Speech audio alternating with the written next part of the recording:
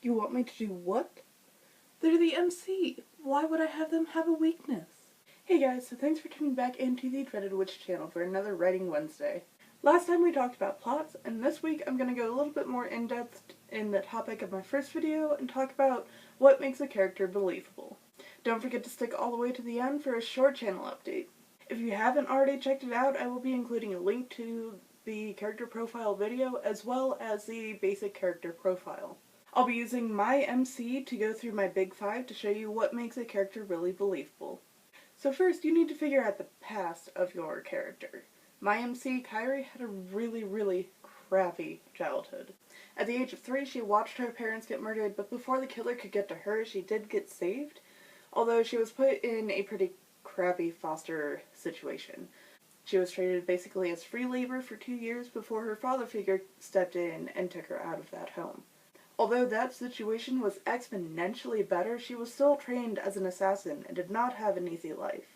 The group fighting against the evil emperor and the emperor's army got word of her skills, and they then ripped her from that home as well at the age of 16 to use for their own motives. And all of that shite happens way before the beginning of my novel.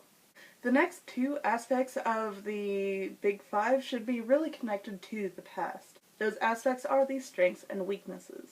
Kyrie's biggest strength is her fighting ability. She trained for more than 10 years in the nuances of fighting, either one-on-one versus many, with a weapon such as a sword or staff, and even without any weapons.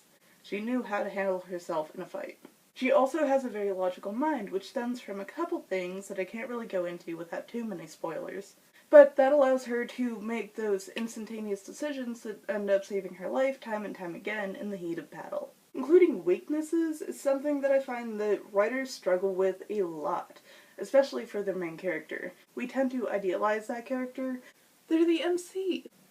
Yeah. If you don't include any weaknesses, your character's not going to be relatable, and most likely your reader isn't going to like them very well, or they are not going to believe that they could be an actual person. If you're having trouble trying to figure out what weaknesses to include and you have a whole bunch of strengths, maybe you could push one of those strengths to the point that it becomes a weakness. If your character believes in the good of people, maybe that bites them in the ass and they get used by another character. Kyrie's biggest weakness is she has a hard time opening up and trusting people, but considering she was ripped from 2 homes and doesn't really know the stability of her situation, that's completely understandable. She can be overconfident about her abilities, and throughout book 1, she doesn't really have a lot of agency or desire to make her own decisions, but that is a weakness that she works on and works through over the course of the story. The next 2 points are very intertwined and kind of difficult to explain on their own, and those are their role and their motivation to fulfill that role. The role isn't if your character is the main character, the supporting character, the villain, what have you. The role is the role that they play amongst the cast. So are they the leader, follower, provider, caregiver?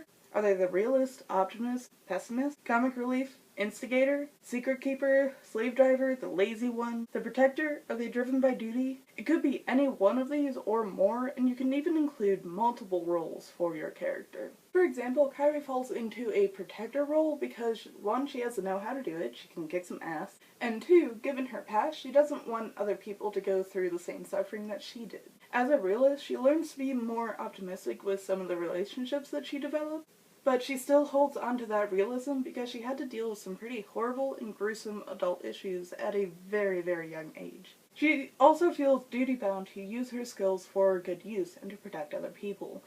The idea of only using your skills for self-defense or to protect others is a very common teaching in martial arts. As I mentioned before, she ultimately just wants to protect other people from experiencing the same things that she had to go through. She actually moves from a follower to a leader role over the course of the book, and that is more because she has to learn how to be a good leader through the positions that she's put in. So now for the update. Sorry about missing last week.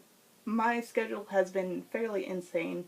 Finals week is next week, and then the semester is done. Holy crap. I've gone to bed after midnight, sometimes after 2 o'clock in the morning, more days than I care to admit over the past 2 weeks. I'm hoping that with finals being next week that my schedule cools down a lot and I'll be able to be more consistent with uploads. I will also be uploading a video this Friday of just a couple different talking points, and I want to kind of wrap up my thoughts on the Uprising event. So, back to the topic. Is there anything about the believability of characters that you didn't really understand? Do you still have questions? Are there things that I didn't cover? Is there a specific topic you want me to talk about in one of my Writing Wednesdays? Let me know down in the comments below. Don't forget to like and subscribe for more writing videos on Wednesdays. Peace.